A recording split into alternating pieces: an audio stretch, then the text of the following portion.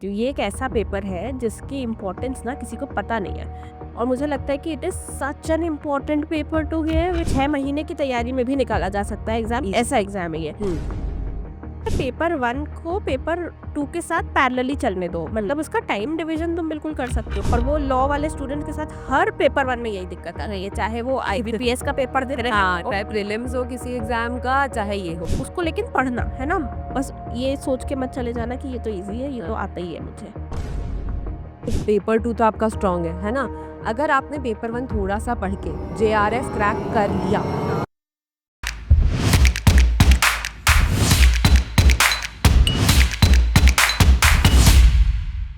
Hi guys, welcome back to the YouTube channel of Legal Edge after college. मैं हूं मानसी मैं हूँ अर्पिता। और आज हम बात करने वाले हैं कि यूजीसी नेट में पेपर 1 और पेपर 2 की प्रेपरेशन को आपको कैसे बैलेंस आउट करना चाहिए। हाँ, अभी आपकी पेपर में टाइम है, बट फिर भी इसको हम डिस्कस कर लेते हैं। अच्छा देखो, मैं ना पहले तुम्हें यूजीसी नेट के बारे में बताती हूँ। ये एक ऐसा पेपर है जिसकी इम्पोर्टेंस ना किसी को पता नहीं है और मुझे लगता है कि it is such an important paper to give. It is so I think important. काफी लोगों को पता भी है, मतलब क्योंकि आई थिंक कि any person who wants to be an assistant professor knows how valuable UGC NET is. Assistant professor के लिए ही नहीं, मतलब हम्म। मैं तो ये कह रही हूँ कि आपका प्लान ए जुडिशरी है, हम्म। तो आपका आपका प्लान प्लान बी। बी यही होगा, हाँ, और प्लान बी के लिए आपको तैयार रहना ही चाहिए। रहना ही चाहिए। हाँ, एग्जैक्टली राइट। और मतलब वही कि प्लान और प्लान बी की तैयारी साथ में चलती है, हमने बताया पहले भी वीडियो में। तो बात ये है कि ये एक छोटा सा एग्जाम जो बहुत डिफिकल्ट नहीं है। ऐसा नहीं है कि यूजीसी नेट इतना डिफिकल्ट एग्जाम है कि तुम्हें 3-4 साल लग जाएंगे उसकी तैयारी करने में। बिल्कुल भी नहीं। बिल्कुल भी नहीं। सही स्ट्रैटेजी के साथ तैयारी करोगे, तुम अभी फर्स्ट तैयारी साइकिल में ही निकाल लोगे। निकाल तुम लोगे। अगर अभी से तैयारी करोगे तो तुम जून तक ही निकाल लोगे, मैक्सिमम तुम दिसंबर साइकिल निकाल लोगे। एग्जैक्टली। अगर तुम्हारे कॉन्सेप्ट्स बहुत वीक है ना, तो तुम दिसंबर साइकिल निकाल लोगे। अगर तुम्हारे कॉन्सेप्ट्स ठीक ठाक हैं, हम्म, तुम जून साइकिल ही निकाल लो। एग्जैक्टली। हम्म। तो मतलब निकाल 6 महीने की तैयारी में भी निकाला जा सकता है एग्जाम, ऐसा एग्जाम है ये। सही गाइडेंस है, सही स्ट्रैटेजी है, हम्म। पढ़ाई के लिए सारी चीजें तुम्हें अगर मिल रही है तो पढ़ो और निकाल लो ये हाँ, एग्जाम, और है ना। पता है मैम, जुडिशरी के कैंडिडेट्स के लिए तो मुझे इसलिए भी ये एग्जाम अच्छा लगता है कि अगर, क्योंकि पेपर 2 तो आपका स्ट्रांग है ना? अगर आपने पेपर 1 थोड़ा सा पढ़ के जेआरएफ क्रैक कर लिया, हाँ, तो यार आप और 3 साल प्रिपरेशन करो यार। कौन रोक रहा है फिर सब आपको? रोक रहे हैं। आपको 50,000 रुपए महीने के हाथ में मिल रहे हैं। आप साथ में अपना पीएचडी एनरोल करो और करते रहो अपनी तैयारी। एग्जैक्टली। जितना टाइम तुमको जुडिशरी को देना है, तुम उतना टाइम जुडिशरी को दे सकते हो अगर तुम यूजीसी नेट के साथ जेआरएफ निकाल लो। एग्जैक्टली। एक वो फाइनेंशियल बर्डन जो तुम्हारे दिमाग में है, वो एकदम कम हो जाएगा। एकदम कम हो जाएगा। एंड मतलब अगर जुडिशरी की तैयारी नहीं करनी है ना, हम्म। जुडिशरी की तैयारी नहीं कर रहे हो, तुम्हें रिसर्च में ही इंटरेस्ट है और यूजीसी नेट में तुम्हारा जेआरएफ निकल गया, तो भी तुम सोचो कि तुम कितनी अच्छी रिसर्च कर सकते हो, तुम्हारी कितने पीएचडी कितनी अच्छी अच्छी हो हो सकती है। एग्जैक्टली। मतलब कितनी सही चीज हो जाएगी ये। बहुत ही। तो इसीलिए यूजीसी नेट, मैं वही कह रही हूँ कि बहुत इजी एग्जाम है। हम्म। और मतलब इस एग्जाम को मैं लाइट नहीं कर रही हूँ। मैं ये नहीं कह रही हूँ कि जिसका नहीं निकला वो उसकी गलती है, ऐसा बिल्कुल भी बिल्कुल। इंटेंशन नहीं है मेरा।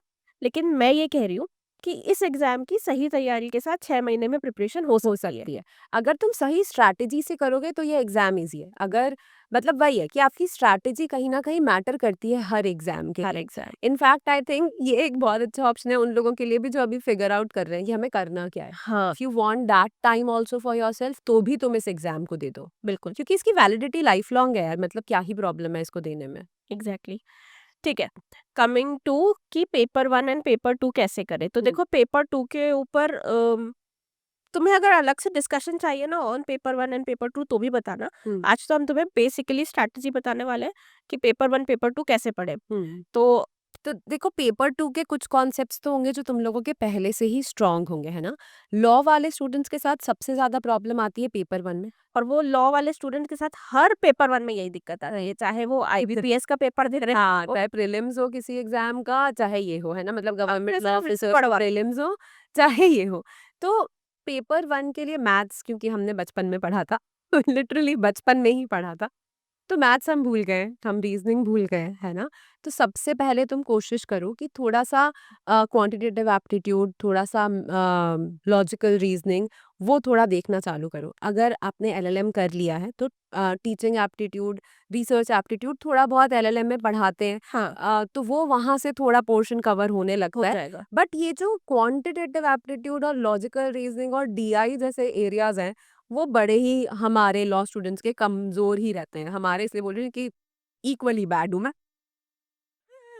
तो वहाँ से स्टार्ट करो और साथ में पेपर 2 के जो सब्जेक्ट्स हैं उनको भी पढ़ते जाओ। तो पेपर 2 में भी ना ऐसे एरियाज होते हैं जो आपके बहुत स्ट्रांग होंगे। तो लॉ ऑफ क्राइम्स हो सकता है कि तुम्हारा स्ट्रांग होगा, है ना? कमर्शियल लॉ में हो सकता है कि तुम्हारा कॉन्ट्रैक्ट स्ट्रांग हो, हाँ, बिल्कुल, पर बिल्कुल। कंपनीज एक्ट स्ट्रांग ना ना हो, हो। है ना? पब्लिक इंटरनेशनल लॉ हो सकता है कि इतना स्ट्रांग नहीं हो। हाँ, आईटी एक्ट मुझे लगता है बहुत ही कम बच्चे होंगे जिनका आईटी स्ट्रांग एक्ट होता स्ट्रांग होता होगा, आईपीआर जिनका स्ट्रांग होता होगा। तो वीक एरियाज आइडेंटिफाई करके पहले वीक एरियाज कवर करना चालू करो। एग्जैक्टली। हुँ। तो सबसे पहले यही करना है ना। और पता है पेपर 1 को पेपर 2 के साथ पैरेलली चलने दो। हुँ। मतलब उसका टाइम डिवीजन तुम बिल्कुल कर सकते हो कि अगर तुम 2 घंटा पेपर 2 को दे रहे हो तो 1 ही घंटा पेपर 1 को दो, दैट इज़ इट। हुँ। लेकिन साथ-साथ में लेके चलो। अच्छा। बिल्कुल ही छोड़ दिया ऐसा मत करना। हुँ। तुम्हें अगर क्वेश्चंस नहीं मिल रहे हैं सॉल्व करने के लिए तो पीवाईपी से करो। पीवाईपी से करो, प्रैक्टिस बुक्स बहुत अवेलेबल हैं हाँ, मार्केट में भी और हमारा कोर्स है, हम बहुत सारे प्रैक्टिस शीट्स प्रोवाइड करवाते हैं, तो वहाँ से भी तुम प्रैक्टिस कर सकते हो। बट प्रैक्टिस करना स्टार्ट करो और ऐसा होता है ना कि लॉ पढ़ते-पढ़ते कभी आप बोर हो गए, फिर क्या करना है? तो मैथ्स आई नो बहुत ज़्यादा वो होता है बट मैथ्स आपको एक चेंज देता है। अगर आप मैथ्स सॉल्व करना चालू करो और सॉल्व होने लगे, हाँ। तो आपको उसमें मज़ा आने लगता है। और मैथ्स के अलावा मुझे तो लॉजिकल रीजनिंग भी ऐसा सब्जेक्ट लगता है हाँ, कि विच इसमें मज़ा आने लगता हाँ, है, हाँ। पजल सॉल्व करो, सीटिंग अरेंजमेंट्स की puzzle blood puzzle relations tree, करो, ब्लड रिलेशन, तो वो पूरा ट्री बना के ये इसकी भाई, ये इसका भाई है, ये इसके मामा का बेटा है, ये क्या। राइट।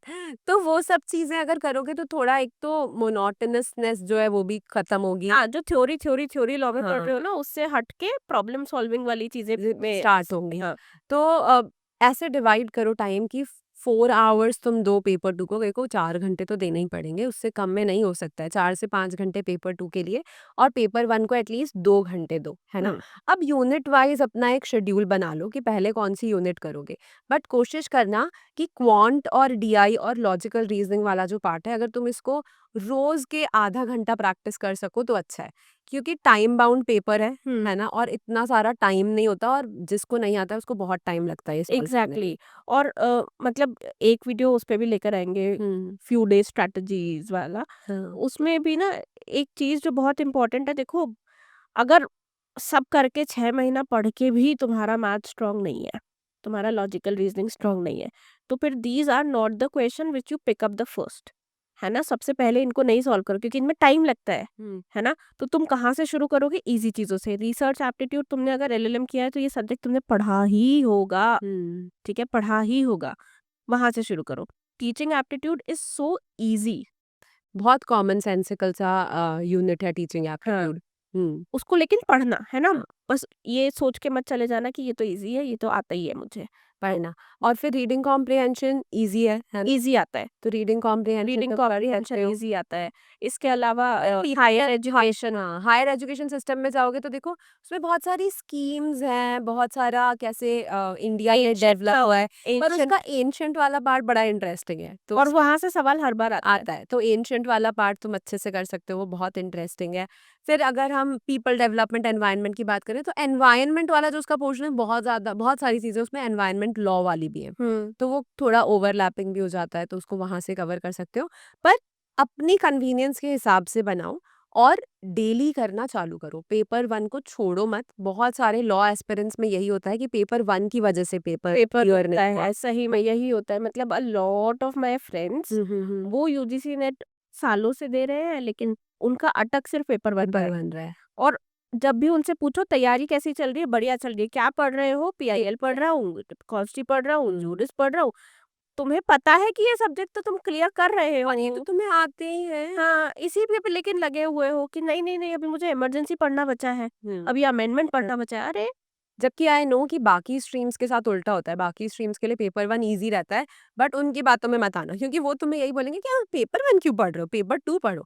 तो बट लॉ वालों के साथ थोड़ा-सा उल्टा है, हम लोगों के लिए पेपर 1 डिफ़िकल्ट पड़ता है, तो पेपर 1 के लिए मतलब साथ में तैयारी करना, पेपर 2 को छोड़ना नहीं है, उसे भी पढ़ना है। हाँ, एंड अगर तुमने सब पढ़ लिया है एक बार तो फिर revision revision revision revision revision बस यही करना है। बस रिवाइज। एंड 10 मॉड्यूल और उसके जो टॉपिक्स हैं वो देख के लगता है बहुत डॉन्टिंग सा, लेकिन जब पढ़ने बैठोगे ना तो लगेगा कि इस साल तक सब्जेक्ट्स हैं, 10 सब्जेक्ट्स हैं बस, 10 हाँ, सब्जेक्ट्स। 10 सब्जेक्ट्स ही हैं और काफ़ी मतलब डूएबल है यार, बस तुम पढ़ना चालू करो, सब अपने आप होने लग जाएगा, ठीक है? ठीक है, I think this is it from our side. I hope तुम लोगों को ये वीडियो थोड़ा हेल्पफुल लगा हो। कुछ भी और तुम्हें चाहिए हो तो हाँ, मुझे कमेंट सेक्शंस में बताओ, we'll exactly. create a video for that। एक अच्छी न्यूज़ मैं बता देती हूँ, हमारे यूजीसी नेट कोर्स के प्राइसेस स्लैश हो रहे हैं। यस। और हमारा यूजीसी नेट का कोर्स अगर तुम अभी ले लोगे तो जून साइकिल में तुम्हें बहुत हेल्प मिलेगी एंड देन मतलब डिसेंबर एक साइकिल। एक हाँ, वो गाइडिंग लाइट मिल जाती है तो काफ़ी ज़्यादा हेल्पफुल हो जाता है। तुम यस। कोर्सेज़ एक्सप्लोर कर सकते हो, डिस्क्रिप्शन में लिंक है। लाइक करो, शेयर करो, सब्सक्राइब करो। Bye bye. Bye, take care.